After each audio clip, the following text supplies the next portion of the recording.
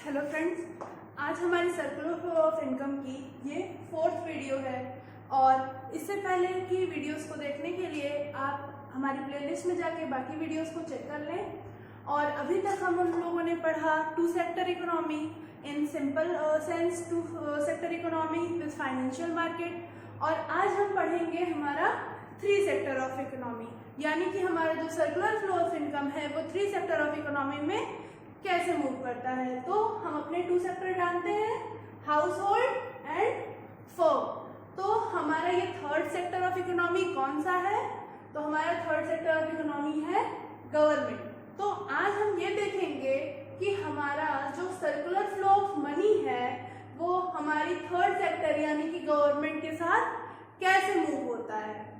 तो इसके लिए हम ये देखेंगे कि हमें ये तो पता है कि हम हाउस होल्ड सर्विस करते हैं, तो हमें फर्म जो है वो फैक्टर पेमेंट प्रोवाइड करता है और उसी फैक्टर पेमेंट से हम कंजप्शन करते हैं, यानी कि फर्म ने हमें फैक्टर पेमेंट दी और हाउस होल्ड ने कंजप्शन किया जिससे फर्म को मिला। ये हम अपनी प्रीवियस वीडियो में जान चुके हैं। अब हम ये देखते हैं कि गवर्नमेंट से हाउस होल्ड को क्या मिलता है और गवर्नमेंट से फर्म को क्या मिलता है, और हम किस तरह से अपनी मनी को गवर्नमेंट को देते हैं या फर्म किस तरह से अपनी मनी को गवर्नमेंट को देता है।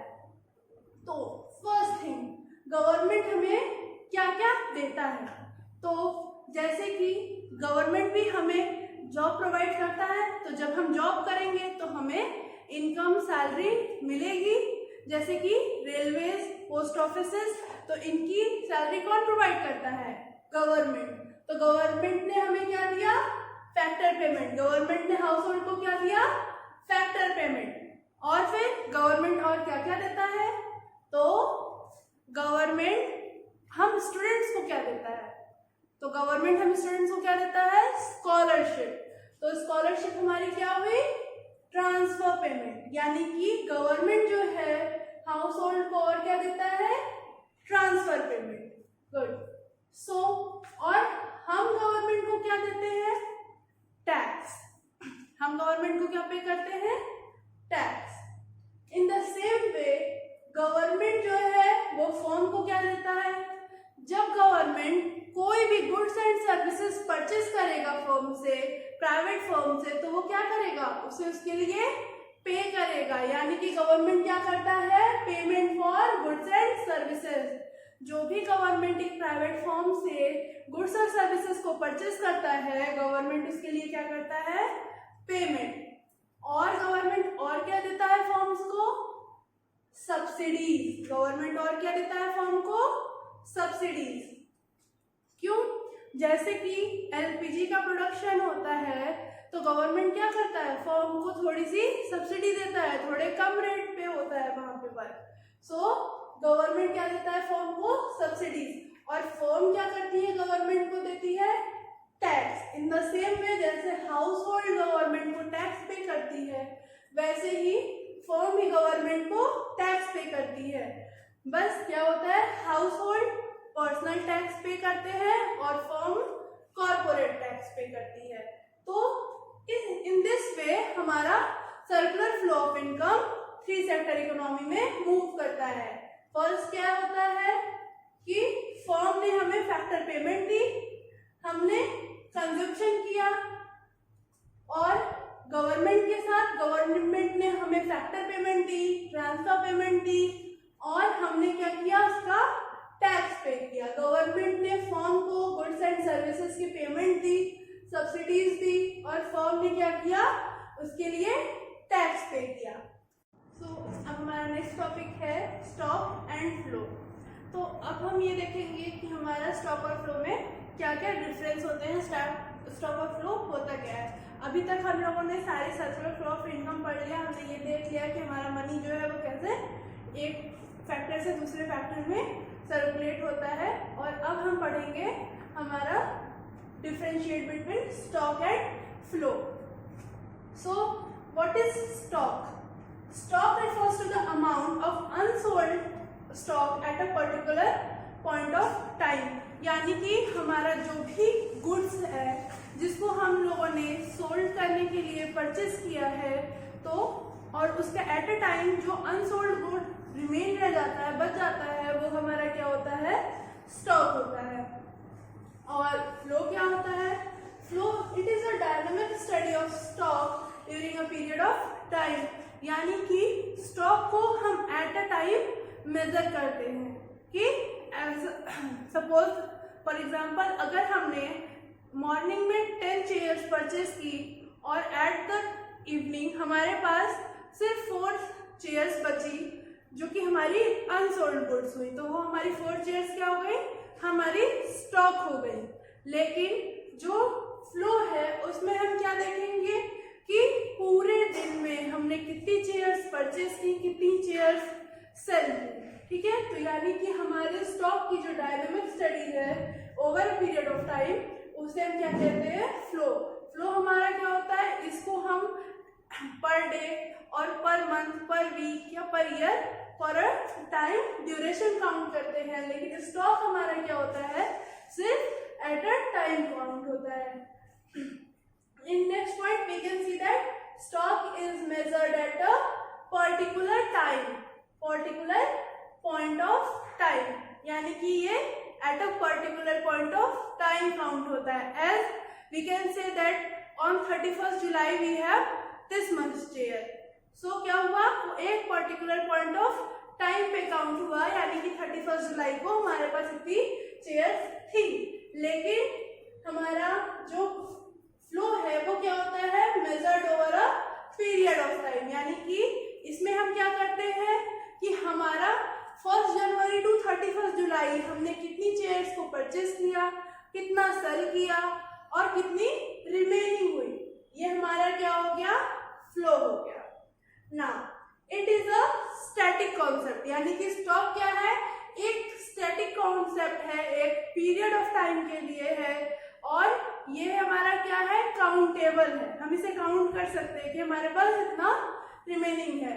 बट हमारा फ्लो क्या है, it is a dynamic concept, ये डायनामिक है, काउंटेबल नहीं है, बिकॉज हमें इसमें सारी चीजें मेजर करनी पड़ती हैं कि हमारे पास स्टार्टिंग में कितना था, हमने दोबारा कितना परचेज किया, हमने फिर कितना सेल किया, कितनी रिमेनिंग है। And it is not time dimensional, इसमें स्टॉक में कोई भी टाइम डायमेंशन नहीं होता है, क्योंकि ये सिर्फ एक पर्टिकुलर टाइम पे होती है, इसलिए इसमें कोई भी टाइम डायमेंशन नहीं है। बट हमारा जो फ्लो है ये क्या होता है, टाइम डायमेंशनल होता है, क्योंकि इसमें पीरियड ऑफ टाइम को देखा जाता है। सो अब हमारा नेक्स्ट टॉपिक है लीकेज एंड इंजेक्शन। तो लीकेज और इंजेक्शन समझने से पहले हमें ये समझना होगा कि यानी कि हमारा 2 सेक्टर इकोनॉमी, हाउस होल्ड और फर्म में हमारा जो मनी का ट्रांसफर है वो कैसे होता है। तो हम ये सब जानते हैं, हमने ये पढ़ा है हमारे प्रीवियस वीडियोस में कि हम यानी कि हाउस होल्ड जो है वर्क करते हैं, उसके लिए फर्म हमें फैक्टर पेमेंट प्रोवाइड करता है और उस फैक्टर पेमेंट का हम कंज्यूमशन करते हैं, जिससे वो फर्म के पास पैसा वापस चला जाता है। तो अब हमें यहाँ क्या देखना है कि सपोज हमने वर्क किया और उस वर्क के लिए बैंक ने हमें 10 rupees as a factor payment दिया और उस 10 रुपीज का हमने क्या किया, कंजप्शन कर लिया। तो उससे क्या हुआ, फर्म के पास वो 10 रुपीज वापस चले गए। तो फिर से टर्म फर्म जो है वो हमारे इतने का प्रोडक्शन करेगा, हम फिर 10 रुपीज को कंज्यूम करेंगे। ऐसे ही हमारा ये सर्कुलर फ्लो जो है वो चलता रहेगा। बट अगर सपोज फर्म ने हमें 10 रुपीज एज अ पेमेंट दिया, लेकिन हमने 10 रुपीज का कंजप्शन नहीं किया, हमने क्या किए, 2 रुपीज उसमें से सेव करके रख लिए और कंजप्शन कितने का किया, सिर्फ 8 रुपीज का। अब इस 2 रुपीज को ना हमने किसी बैंक में दिया ना किसी फाइनेंशियल मार्केट में दिया, तो ये क्या हुआ, इसे हमने अपने घर में तिजोरी में बंद करके रख लिया। तो अब क्या हुआ, ये 2 रुपीज हमारे सर्कुलर फ्लो से बाहर हो गए। अब हमने ये 8 रुपीज को कंजप्शन किया, अब ये 8 रुपीज फर्म के पास जाएगा और फर्म आगे क्या करेगा, सिर्फ 8 रुपीज का ही प्रोडक्शन करेगा। सो इससे हमारा फर्स्ट पॉइंट ऑफ लीकेज क्या है, it refers to the withdrawal of money from a circular flow. तो इस 2 रुपीज का क्या हुआ, सर्कुलर फ्लो में से withdrawal. So this is leakage. Leakage में क्या करते हैं हम, 2 रुपीज का विड्रॉल जो हमारा हुआ यहाँ सर्कुलर फ्लो ऑफ इनकम से, ये हमारा क्या था, लीकेज था। It refers to the decrease in the level of demand. और इससे क्या हुआ, हमारे इकोनॉमी में डिक्रीज हुआ डिमांड में। क्यों, क्योंकि जब हमारी नीड नहीं थी तो हमने सिर्फ 8 रुपीज का कंजप्शन किया और 2 रुपीज को सेव कर लिया, तो हमारी क्या हुई, डिमांड कम हुई और इससे आउटपुट का प्रोडक्शन भी कम होगा, क्योंकि जब हमारे फर्म के पास सिर्फ 8 रुपीज जाएगा तो वो भी आगे सिर्फ 8 रुपीज का ही प्रोडक्शन करेगा। और leakage reduces the flow of income. ये क्या करता है, फ्लो ऑफ इनकम को रिड्यूस करता है, क्योंकि अभी हमारी क्या चल रही थी, 10 रुपीज की फ्लो चल रही थी और अब कितनी चलेगी, 8 रुपीज की फ्लो चलेगी। क्यों, क्योंकि हमने 2 rupees circular flow of income में से विड्रॉल कर लिए। नाउ सपोज फर्म ने हमें 10 रुपीज पे की, हमारा 10 रुपीज में वर्क नहीं हो रहा था, हम अपने कंज्यूम्स को, अपने नीड्स को सेटिस्फाई नहीं कर पा रहे थे, तो हमने 2 रुपीज कहीं और से बोरो कर लिए। अब वो कहीं से भी लियो, हमने 2 रुपीज बोरो कर लिए, तो अब हमने कंजप्शन कितने का किया, 12 रुपीज का। तो फर्म के पास कितने आए, 12 रुपीज। अब वो आगे प्रोडक्शन कितने का करेगा, 12 रुपीज का।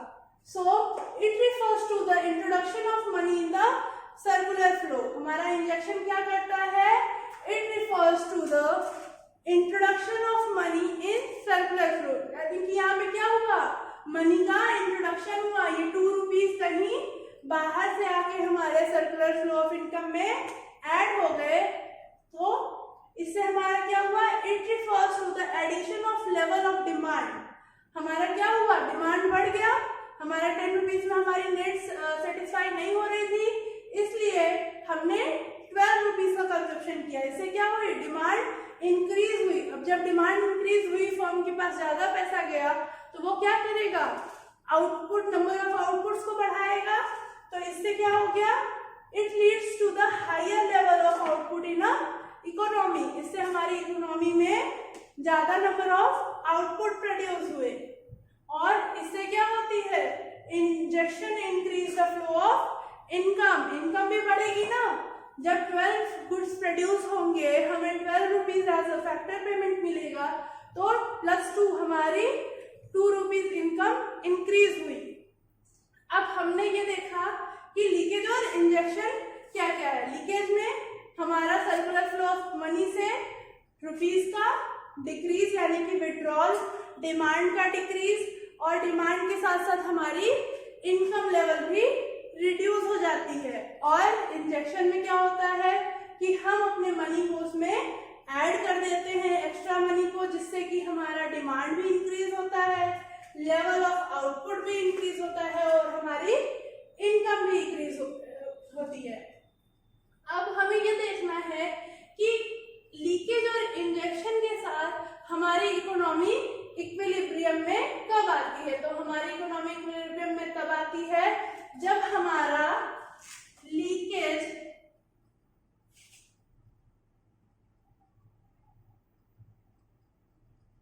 Is equal to injection.